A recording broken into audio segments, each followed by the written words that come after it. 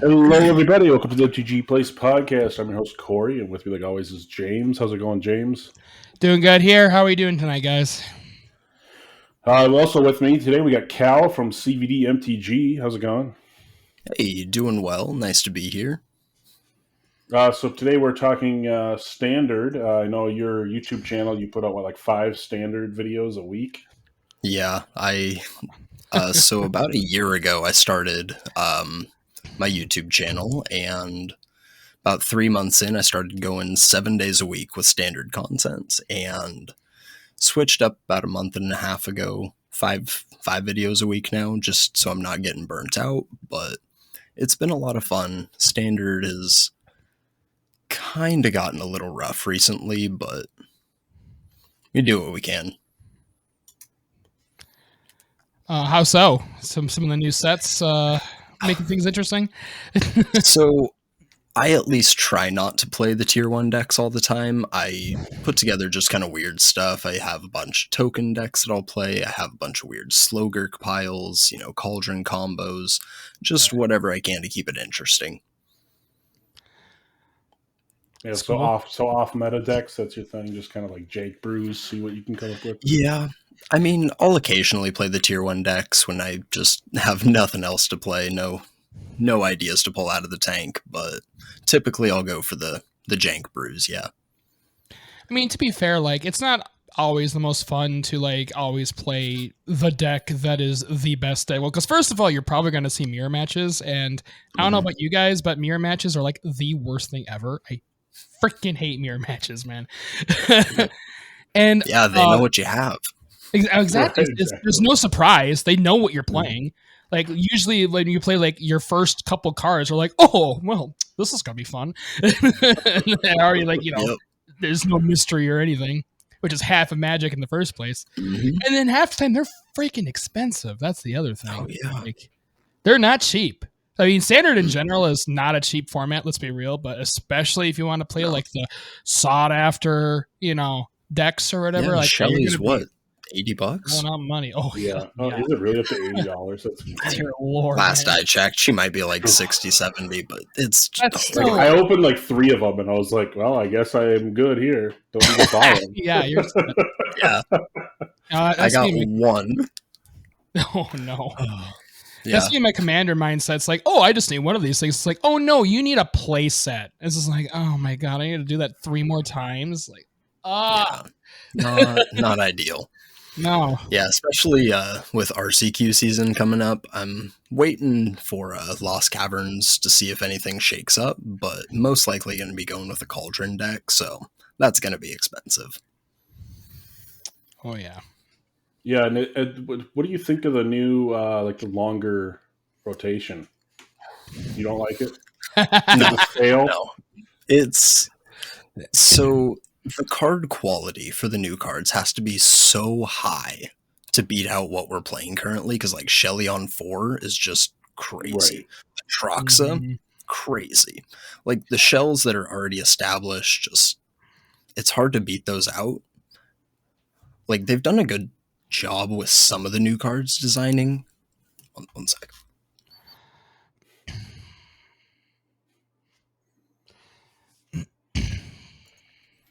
So they've done a decent job with some of the new cards. Some of the gods are pretty powerful, I think. I don't know if they'll see play in Standard, but they have really nice effects.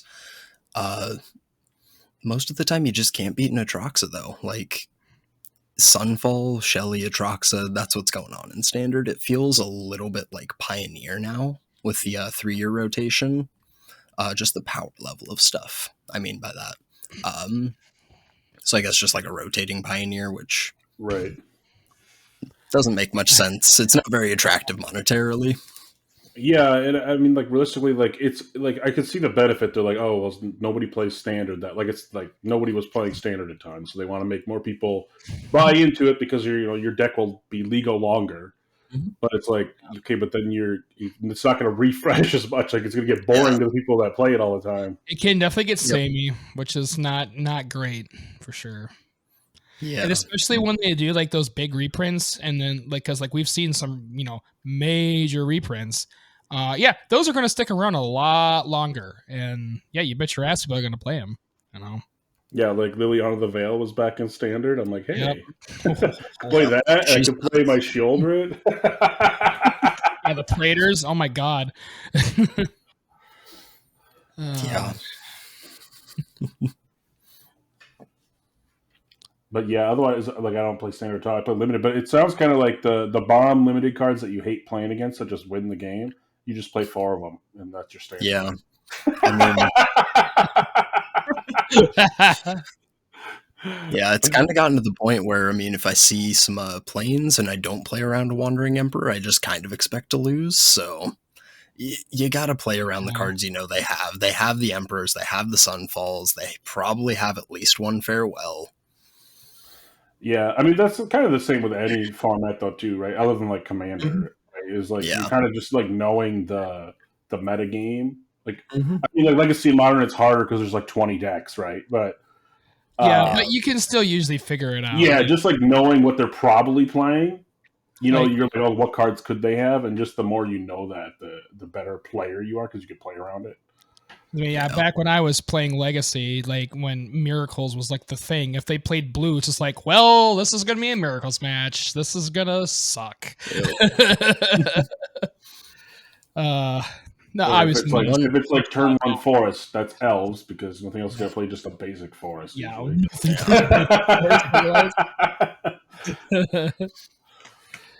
But yeah, definitely. I mean, there's definitely some similarities between the different formats. As far as that's concerned. But yeah, the fact that you have the pool for longer like we do now, definitely, I'm sure has definitely caused some issues, I would imagine. If bans were like enacted a bit more, then I think the 3-year standard would be a lot more manageable. So like if you just kind of took the knees out from most of the tier 1 decks, like just a card. Shelly, Atraxa, a couple random things, Sunfall maybe. The format would be shaken up like a significant amount because just the existence of Sunfall keeps so many mid-range strategies just locked out. Like if you can't kill by turn 5, what are you doing? Yeah, so it's like aggro or control right now. Yeah, pretty much. Yeah, either go for the long game or control or a random combo. Yeah. So how much longer are those cards in rotation then? I'm not sure when those came out. I can't remember. They were what, like 3 sets ago? So basically 3 years. It's pretty recent, right? Yeah. Years minus like 6 months. Atraxa is going to be here for a while. Yeah. Sunfall, here for a while. It just immediately was in the format and taken over. That's not surprising at all. They definitely should. They should kind of do what they do with like Arena Historic, where they just ban them temporarily. That'd be interesting if they did that. Where they're like, oh, the most played cards were Sunfall, Shieldred, Atraxa. We're going to ban those for 6 months, and then when there's been a few sets, we can bring them back and see what happens. But it'd be interesting. It'd be hard to enact, I feel, but yeah, that would be pretty hard to enact, but it would lead to some fun standard, I think. Yeah, I mean, at least interesting. Especially if your top, guns are only like 4 cards, 5 cards, or something like that. It would be interesting to wipe them out for a moment to see what people can do. Yeah, see what all the tier 2 decks can do. Those ones are a lot more fun typically. Yeah, that's usually what I try to do anyway. Yeah, tier 1 decks just aren't fun half the time. They're just boring. No, I played 5-color Domain for my recording today. It was awful. Like, it didn't feel fun. Like, I played against Golgari mid-range twice in a row, farmed them, and it just was like, bleh. It's like the joy of playing Cancer. Yes. Yeah, it was rough. Like, my Cauldron combo deck, that's like one of the only recent decks in Standard that I feel good about playing. And on Arena, it sucks, so I can't wait to play it in paper. Oh, yeah. Yeah, you have to do full control of time to make it work on Arena. So, No, it's just clicking Okay. constantly. Because you have the cauldron, you put the Kami of Whispered Souls or whatever, Shared Souls, that taps for mana equal to its power, and then a Sleep Cursed Fairy underneath it. So your creature can tap for mana and then untap itself for 2. So as long as its power is 3 or greater, you net infinite. It's just click. Oh, click. yeah, so you have to do that like infinite times, actually. Yep. So, Versus being like, I looped this 10,000 times. Yeah. Yeah, no, in paper, you just say, I do this 1,000,000 times. I have 1,000,000,000 of every color mana. Right. And then you can just do your stuff. On Arena, people just sit there and make you click. Like, Yeah, they're like, oh, good luck. Have fun with that. Good luck comboing before you run out of time. Right. APM deck here. It's like, okay, how high is your DPM or DPI on your mouse there, buddy? I felt like I was getting carpal tunnel. Yeah, I believe that. I've definitely done stuff like that before, and that's not a good time. Dude, no, in editing too, it's rough. You got to speed stuff up, and it's not fun. Yeah, I had a turn that was like 5 minutes of just clicking, draw, discard, untap, make some mana, draw, discard. I had to speed it up 5 times, and it was still like a 45-second chunk of just. It's like, this is what it's kind of like cool. This. Oh yeah, I'm sure it did. Mm-hmm. Yeah, otherwise it's just like people are just gonna watch you just having to click through stuff. It was the same with the Scoot Swarm, whatever. It would just like almost break the game eventually. Mm-hmm. People would just there's just so many game actions. Like it would time your opponent out. That's funny. It's like win by default. For who? What about this new set? Any cards you think will make it in the cut? There's a handful.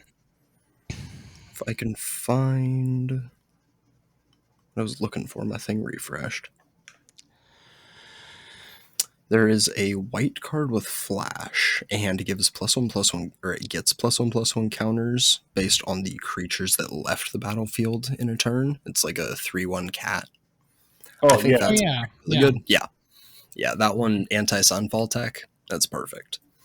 We were talking about that for like Commander on our last we did the review. Yeah, we were actually literally just talking about that on our last podcast. Yeah, and so I was like, oh, that card is really good if they blow up your board. Yeah, like, and the fact that it says leaves the battlefield, so like exiling or graveyard, whatever. Yeah. Yeah, that's definitely what I want. I'm excited for dinosaurs. Looking at the hulking raptor, 2 green, 5/3 ward 2. Beginning of your pre-combat main, add green. Oh yeah, he's really good. Yeah, it's so good. There's a lot of really good dinosaurs. Green, there is. Corey and I like definitely noticed that green in the new set is like scary, man. There's some scary stuff. Like the one that like only costs like 3, but it's like a 6/6 or whatever the heck it was. Yeah, the Dreadmaw or something. Like, who the hell cares if it stuns a stealth? You're getting a 6/6 or 3. You put a fight rigging down, you're getting a free Breach the Multiverse on turn 4. Turn 3, if you're ramping, there's a turn 1 mana dork. Yeah. Like, you can turn that, you can pull that off on turn 3. It's so crazy. Yeah. Just untap it like with something. So, or just play it fast enough that it don't matter. Yeah, ramp goes fast nowadays. Like, we're gonna be able to go from 1 to 3 again, which is crazy. Like, you can go turn 1, the 1-drop into a turn 2 Topiary Stomper, which fetches out another land. So that's like 4 lands on turn 3 plus a 1/1 that taps. Like, that's pretty dumb. What do you think about the blue god that gives all your stuff rebound? Rebound. Think that'll be good enough to play in standard? I mean, I'm trying to think of what blue and red cards you could possibly play that are really good. What's an is it right now that's like... I mean, I guess you could just try and burn them out. Is it? That's not played. It's not played, right? So can we make it work? Let's do it. That's our tier 2 deck. Third path, perfect. Third path Iconoclast is where I want to start. I like that there card. you go. That's a good card. Yep. We don't have Lightning Bolt, but we have Torch the Tower, right? Torch the Tower's good. It exiles and it scries. It's pretty solid. Yeah, it's nice. It's a lot of factions.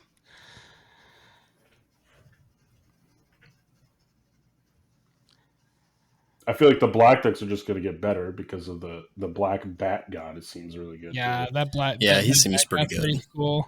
Honestly, a lot of the gods are pretty decent. I feel like the white one was really good. The green one was really good. Yeah, the triple black tokens. Yeah, triple tokens. Yeah, is there a token deck in standard right now? Probably not. I mean, I've played a couple, but not tier one. Not like a tier one. Yeah. Top tier. Yeah, I mean, I feel like they have potential if there's, but the problem with them is like a lot of times there has to be other cards that synergize well with them to make them work. So if they don't have that, then they're not going to be played.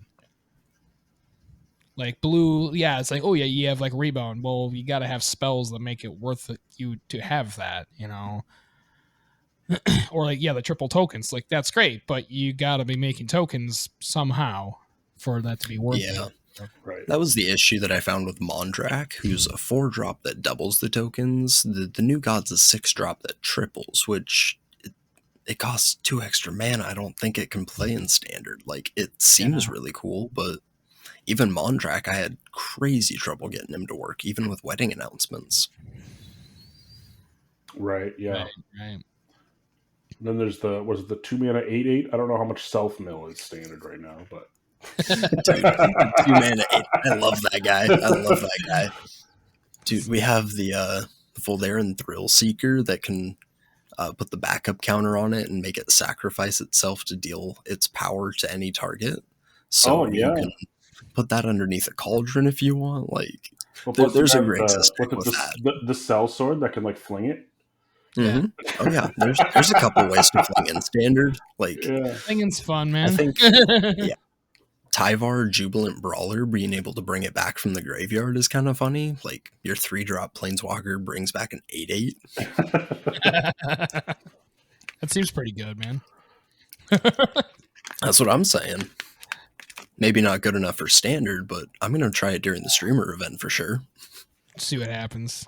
Yeah. I mean, at least it's a little bit lower powered there, so it's not like true standard. You got people trying stuff out at least. Do you find a ton of people try cool stuff out in the streamer event or no? Like, because I've never played like the constructed when I'm in the streamer event. I always am just like, all right, I'm gonna play limited because that's what I'm good at. I do. Yep. But like, I always feel like if you're playing constructed with the new stuff like early like that, it's like, what stops someone from just playing the top tier deck just to make people mad? I mean, the only thing is the Wizards people in chat saying no. Yeah, not to do that because they want you to show off new cards. Yeah. So I've seen a couple people that do that. It's not great when you go against them, but it's more fun when you beat them. I, for the most part, at least try and keep my decks about a quarter new cards, so at least it looks like I'm trying to play a bunch of new stuff. There's some staples from old standard to at least keep the deck together, but there's a lot of stuff from this next next set that I'm gonna be trying. There's a lot of weird stuff. It's gonna be great standard. I feel like white's gonna get a little better too with the 2-mana kill anything. You get some map tokens. Oh yeah. Get lost. Yeah, is that what it's called? Get lost. Yeah. That other card's pretty good. Get lost to fateful absence. Yeah, just get lost, man. Get out of here. Yeah, it can hit enchantments like. The map tokens are interesting for sure. I think the map tokens are decent. I think people are undervaluing them currently, but I don't think they're as strong as the clue token still. So I think I think it's like a half a card maybe because like if you hit a land, it's like drawing a card.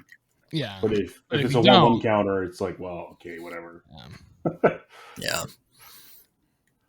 Plus, you have to have and you gotta have a creature and yeah. sorcery speed. Yeah. Yeah. Otherwise, then So, you're just you got some constraints. So probably good against control mages. Oh, definitely. Yeah, they have to hit a land, otherwise they kind of cry. So, Yeah. Yeah.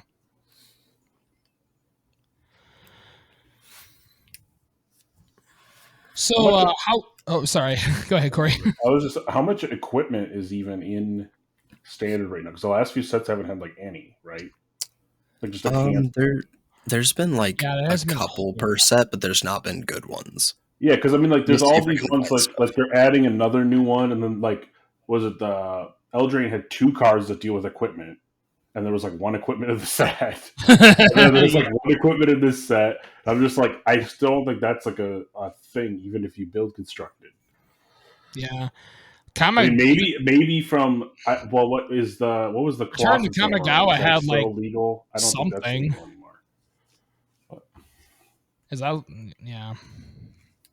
There hasn't, because I remember that like when we go over like when we do our set reviews, like outside of like the obviously the ones that aren't standard like Doctor Who and whatnot, like they haven't really had much for like even artifacts in general, not to mention equipment. Yeah. They've kind of moved away from equipment, it seems like, which Yeah. I don't know how to feel about it. I like equipment personally, but Well, Yeah, I like the good just ones. get blown The out. bad ones I hate. Like everyone loves Sword of Fire and Ice and Batterskull and Yeah, who doesn't Sort love of Forge and Frontier. That one's fun. yeah, I've used that one a little bit. Like it works pretty well with Pia and Rocco. Sort of. What's the other one? Once in Future works well with the adventure spells, like being able to cast those for free and then just sending them on an exile adventure. That's pretty cool. Mm-hmm. Other than that, there's really not much. Yeah, when you used to like playing Jit or something, and you just demolish people with it, Yeah, it's a little different. Yeah, a little bit weaker than Embercleave. Yeah, Embercleave was stupid, man. I don't know what they were thinking making that equipment. The new. Glad that was during my break. Didn't have to worry about getting Embercleaved. Oh, yeah, I played Mono I usually Red. play against it in Historic, and I'm just like, oh, this is horrible. On Arena. I played only that deck, and I like crawled all the way to like almost Mythic, like very quickly. That's surprising. Yeah, I mean, you can get some quick wins. Like, no shade, you can grind with that deck easy. Mm-hmm. The new Gulta, you think that's just a win more card, right? Yeah, it's cool. Like, I love it's it. cool. Like, I could dump my hand. Win but more, like, yeah. By the time you play an 8-drop. Yeah, you got to ramp into an 8-drop, and like in Standard, how much resources do you have to use to do that? How much is going to be left in your hand? Not I mean, much. there is the one card that like throws something from the top into play, right? It's like a battle, I think. Oh, so yeah. God, I forgot about the yeah, I don't remember what it's called, but I know what you're talking about. Yeah, it's like a battle, I think, that does it. But it's still like not great.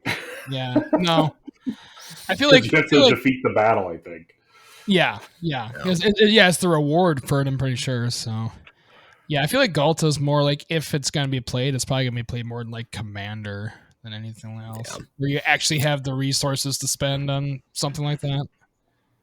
I feel like Standard, that's a lot harder to do. Yeah. Definitely going to be a lot harder there. What's that one card I'm looking for?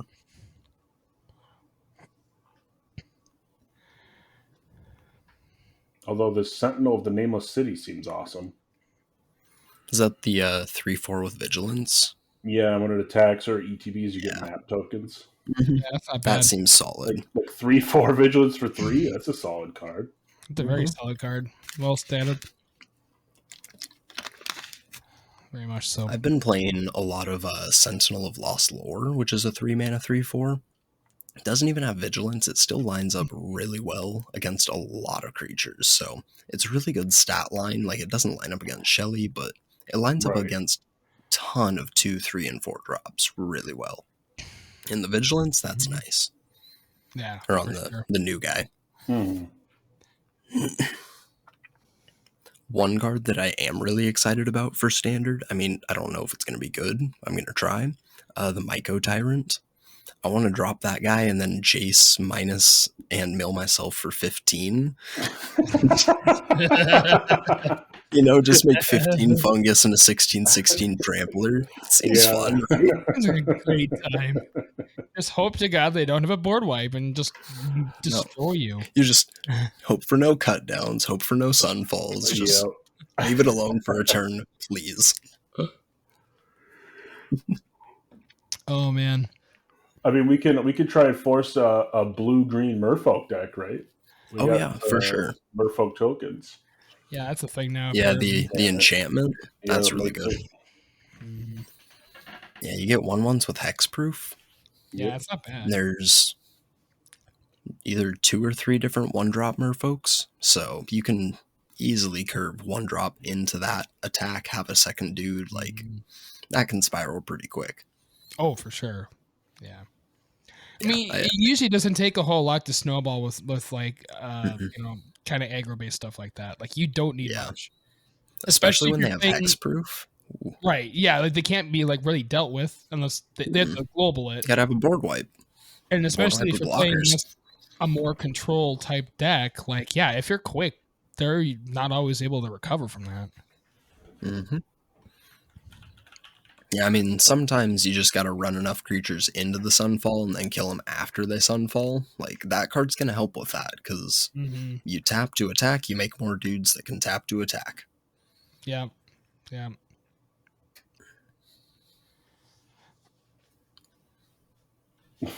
Yeah, I just looked up the top meta decks currently, and it's like this Esper midrange plays like 1 new card. Yeah, no, and that's like the rat guy. Like everything else is like from Streets of New Capenna or Esper Legends, I'm guessing. So there's like 2 Esper decks that see play. There's the Legends that only plays Skitter as the new card, and then Esper Midrange, which is like Wedding Announcements, Virtue of Loyalty, kind of. So they at least play 4 new cards. Play Lord Skitter as well. Because Lord Skitter plus the Virtue, that's just a gross combo. Like, you got your 3/3 that makes 1/1s, and then you have the enchantment that puts +1/+1 counters on everything. So just those 2 cards can win sometimes. So, for sure. Well, and then people are playing Questing Druid and Burn, which is interesting. I mean, it's a cool card. I mean, you get the impulse draw, and just for having some dual lands, you can throw down a 1/1 that gets bigger. Yeah. No, the 1/1 getting bigger, I've gone against it a couple times. I've seen it get to like 8/8, 9/9. It's hard to deal with sometimes. Like, I can't find a go for the throat for the life of me, and I'm just staring down a 9/9 Druid. Just keep that away. If you don't kill it in like 2 or 3 turns, you're kind of hosed. Like, you got to find an actual kill spell instead of just chumping. Exactly. It's a big dude sometimes. The one downside that I've had is the impulse draw. You have to time it right, and that's really hard to do. Oh, yeah. You only get the cards for 1 turn. Yeah, it's really it's something that you really have to learn how to play with, for sure. Yeah. It's just one you got to know your deck very well. You got to know what you can hit, what you can afford to play. Right. Or just always end stepping on their turn. It's an instant, right? Yeah, it is an instant, so it does make it easier. Yeah, for sure. This is kind of funny. They have the mono blue tempo is up there, and the picture for it is Delver. None of the decks have Delver in it in the top last 5 weeks. Delver is not played in mono blue. It's usually just like Hadi Jin and Tolarian Terror.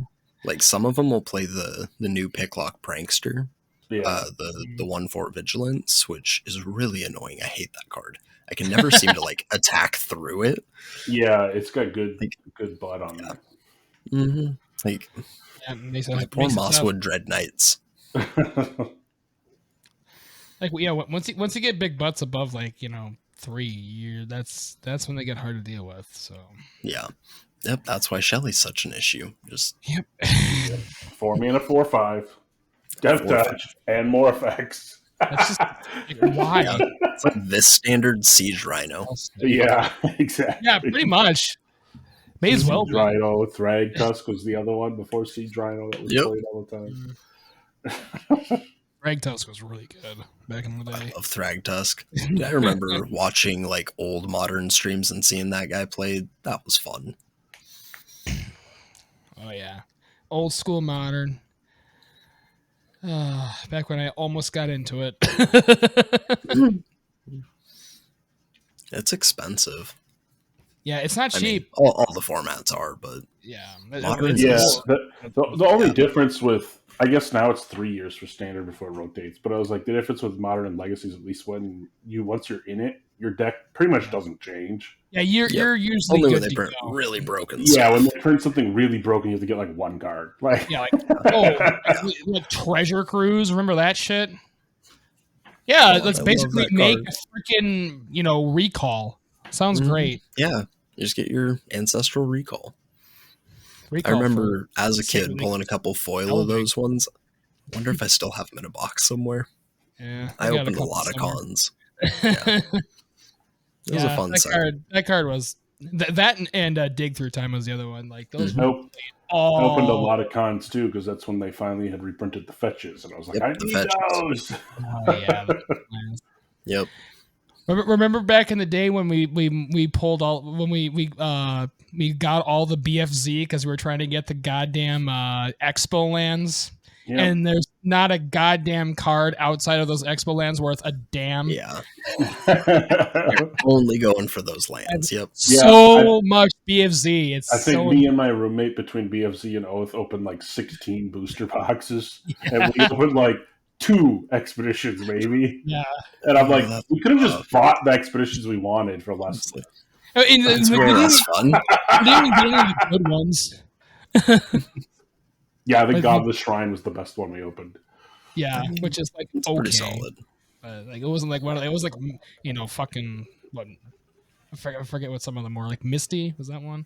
Like that was crazy. Yeah, they had those fetches and all. They had some good stuff. Like some of them were really expensive. Oh yeah, that's right. Strip Mine was in there. I forgot about that. I know Ancient Tomb was in there. That was a cool one too. That I kind of wanted. Even though I literally never played that card. Now it's a trade for him. I mean, yeah. Like, at this point, you may as well. I have so much cards that just lay around that I don't even really touch anymore just because of that. Outside of like the stuff I play. That's the joys of opening, boxes, and then you just have all this stuff that just kind of sits. And just like, it's also what happens when you draft a lot. You just like, that too. All this. Yeah. You just pick up so many commons. Yep. Yeah. You got your entire LGS box, like that big by that big, full of them. Yep. Yep. I mean, most of the cards I have like just sitting here on my desk are like old draft decks. They just sit here.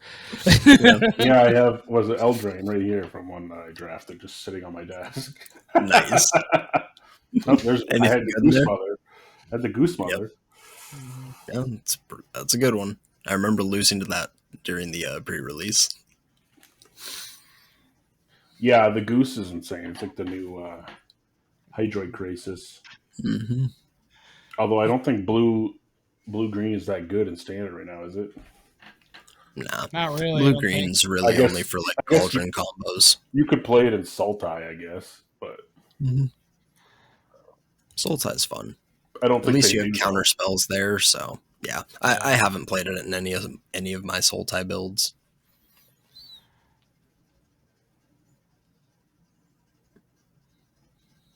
Interesting. I don't know. I might want to build a deck here on Arena and play it and see what happens. What are you thinking about putting together here? I want to do something with the Goose Mother now. You got to do something. I mean, yeah, you can do some Simic Ramp. Yeah, there we go. I forget. Topiary Stomper, Invasion of Zendikar is always a good place to start. Yep. For sure. Although I guess that's kind of the domain deck too, right? Yeah. They have to do a track. So. It's hard to beat that. Like your deck just kind of morphs into that eventually. Yeah. It's like, and we're sliding into tier 1. Yep. Well, I'm playing all these cards. Might as well just fetch out my Triumph so I can play Leyline Binding. Well, I guess we'll just play a top tier deck then and join the crowd. I guess we'll just put a Goose Mother in 5-color. Yeah. That sounds like Corey. Corey loves playing his 5-color. I do that in drafts a lot too, which is a lot of people are like, no, don't do it. I'm like, you know what? I'll play all basics. I don't care. That's so much fun to play 5-color. Like, Yeah. It can be, yeah. I got second place in like a chaos draft, just drafting the best card in every pack, and then I was like, you know what? I'm just gonna play it. And it was like I was playing like maybe 2 of each land. Like, okay. Right. It was like I have all basics. So, well, it worked. you drew the natural Tron? Nice. Yeah. Because it was like I had like lightning bolt and like swords. Like I just took, because it was like a chaos draft, right? So I just took all the blockers cards, even though they're 5 colors. And I'm like, well, I just had to look at my opening hand. Can I play the stuff in my hand? Can I play at least 2 of these cards? Yeah. If so, yep, keep. We'll find some lands eventually. Right. Yeah, we'll get there when we get there. Well, what was the set last year? I can't remember which set it was, but like it had so many like multicolor lands in it that you could basically play 3 or more and be fine in draft. Oh, Dominaria. Yeah, it was New Dominaria. Yeah. That's what it was. Mm-hmm. Yeah, New Dominaria 5-color was like one of the best draft types because like you could literally just play over 3 colors and it didn't matter.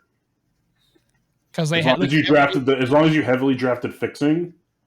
Because there was so many not in that set. Like you could play almost anything you wanted to, which is that sounds really pretty unusual. Fun. I think I literally had like a 60 or 70% win rate in that set just by literally drafting like just the bomb rares and then fixing only, and then like just putting whatever else I ended up with.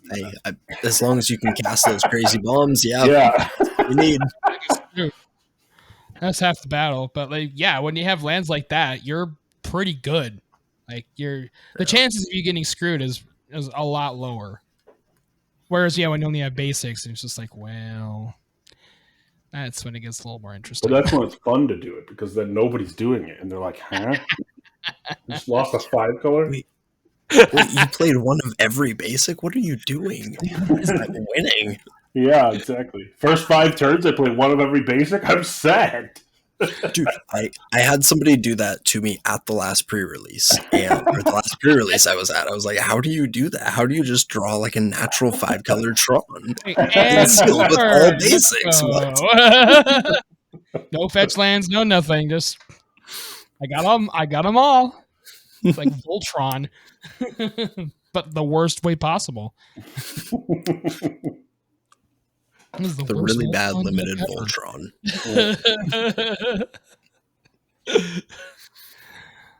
Oh man. So I don't know if I asked, how long have you been playing Magic? Okay, so I started playing. It was OG Innistrad. I remember I was in like 8th grade. So OG Innistrad was when I first got introduced. My friend got me like a intro deck. Then I started playing a bit more in high school. So Return to Ravnica, I think Gate Crash was my first pre-release, and that's like when I dove into the game. So been playing for a little while, been taking some breaks here and there, but been mostly in with the game still. Yeah, I would say Return to Ravnica was probably when Corey and I were actually the deepest into Standard. We were going to F&M like every week. Yeah. I had a pretty decent Exalted deck that I ran. I can't remember what you were running, Corey, but I think I was just playing Control, like with Sphinx Rev. Oh yeah, Rev. That's Elixir of Immortality, Sphinx's Rev. Yeah, and I'm a Supreme Verdict. I think I had Black too, so I think it was Esper because I was playing Pack Rat because that card is nuts. Oh yeah. Yep. Well, Splash Black for Pack Rat. Yeah. Makes sense. Good. Yeah, that was a fun like block. That's what I ended up with like one of each of those in a Pro Tour qualifier in a limited one, and I literally got 9th place, and I was like, great. That's when you were off the top 8 got invited into the Pro Tour, and it was literally like we were on game 3, and he was at 1 life, so I was winning on my next turn, and I was at like 10, and he top deck. He has no cards in hand. He top decks Rakdos Return to kill me for Exax, and I was like, are you serious? That is. I'm like, that's just brutal. That feels bad. I'm like, all right, I guess I'm taking 9th. Well, I guess I'll lose, and I don't go on the PT queue. Or going to the PT. That is an unfortunate heart of the cards moment. Mm-hmm. Yeah, good times. But yeah, Corey and I have been playing since 7th edition about. So yeah, we're nice. We're Magic veterans. Got a couple years on me. But there's people that have played since '93. So yeah, exactly. We're not that. It's been out for a while. I was like 3 in '93, so I was not playing back then. It came out before I was born. Yeah, I was barely born, but and yeah, Corey's even younger than 1 year old, one-ish year younger than me. Yeah. Our one friend who kind of was the one who got us both into it. So, but yeah. For me, I've had my breaks here and there. Like I took a break right after the original Kamigawa. Like I didn't, and then I kind of took a long one, and I kind of came back like during like Lorwyn, like that's when the Planeswalkers were introduced, and then I kind of stopped again. But then I really like when I really made my return with Zendikar, and that was a really, really fun set. Like I will say, Zendikar is probably still my favorite set. It's a great plane. Yeah. Oh yeah, it was. Yeah, awesome. I did really like the what was the Zendikar Rising they did too. It was really good. I think. Mm-hmm. Yeah, that was just flavor wise because I was like, oh, it's so fun to play with Landfall again. Yeah. Like it definitely wasn't as good as the original Zendikar, but like yeah, it was still fun to play with, like, you know, with those mechanics again. Yeah, the Zendikar mechanics are just on average pretty fun, so I always have fun playing with Zendikar cards. Yeah, that's the one that I don't complain about, where it's like Ravnica, I liked Ravnica, but it's like now we've gone there like 4 times. I'm like, okay, somewhere other than Ravnica. Really need to go to Ravnica. Like Innistrad's been like 3 times now or something. I'm like, okay. Like Innistrad was cool too. Sure, I love werewolves just as much as I know I like werewolves and vampires too, but it's like, okay, werewolves and vampires again. Like, do we need to go here like 4 times? Like, we're announced our... I mean, like Ixalan, I didn't play during the first Ixalan. It was kind of when I was on break a little bit. Yeah, I was on break for Ixalan too, so this will be... I am excited to actually play some Ixalan for sure. Okay. So this will be kind of cool. This is my first and then, actual Ixalan experience. Yeah. Yep. Yeah, it should be a good time for sure. Absolutely. I'm definitely looking for... I will say Throne was really fun for pre-release. That was one of my favorite pre-releases like ever, honestly. And that was actually my first pre-release I did in like a while. Like I can't remember like a good few sets before that. But yeah, Throne was really fun, and Wilds was also really cool too. So I don't know, the last few sets have been pretty fun, I will say. Yeah, I definitely had fun during my last Wilds Veldrain pre-release. Yeah, the pre-releases are a blast. Pretty much every time they're a blast. Oh yeah, they're always fun. Just because nobody have a good local store. A majority of people don't know the cards yet either, because a lot of people just are like, I'm not going to read spoilers. I'm just going to go and play. Yeah. So, I mean, we read them because we do a show, but like otherwise, like. Plus, I'm super competitive. I'm like, I need to know every card as soon as it's possible. I gotta figure out my. Thursday, I'm in the early access. Have that mental knowledge. I'm in the early access. Have that edge on your opponents. I need to know what I can draft. Well, he's the limited player too, so he's like, I gotta figure out what all the archetypes are before I draft them. Yeah. Oh, what are these weird combos that I can try? Dude, Veldrain had some weird combos in draft, like 3 blind mice with Yenna.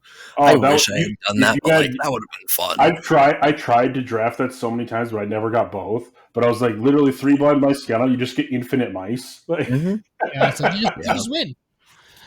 Like, okay, next game. Also, I did do one that was hilarious, and I got it to go once. Is Yenna doubling season? Oh no. And then I played like just all token makers in the deck. like the couple that even works. exists. It was just hilarious. I was like, this is like the jankiest deck ever, but I got it to work at least one game, so I was like, this is cool. Hey, it's what matters. Dude, doubling season and draft. That sounds like the dream. I love that. Yeah, as long as it has fuel.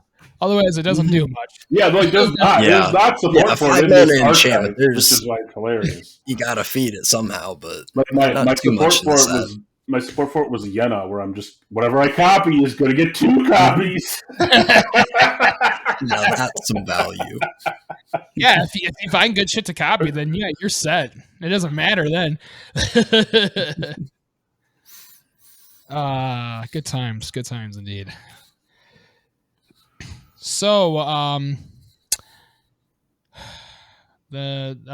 Corey, have you how much of the new set have you? How much of the how much of Wilds did you play before the new set is coming out here? Oh, I played it. I don't know. You get a report at the end of the month or something, but a lot.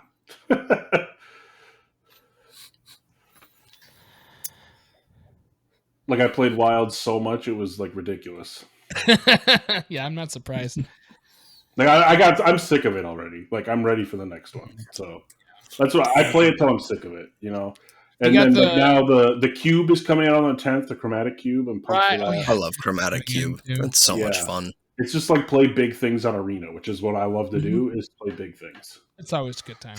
And then the early access for Ixalan is Thursday. I believe. Yeah, Thursday. So, yeah, it will be very interesting to see how that shakes up.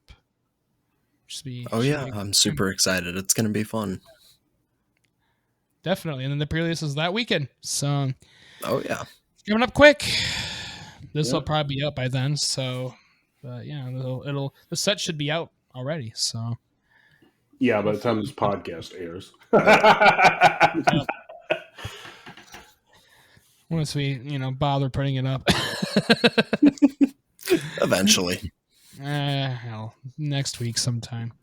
But I guess thanks for being on and everything. It was cool talking. Yeah, of course. Thank you for inviting me.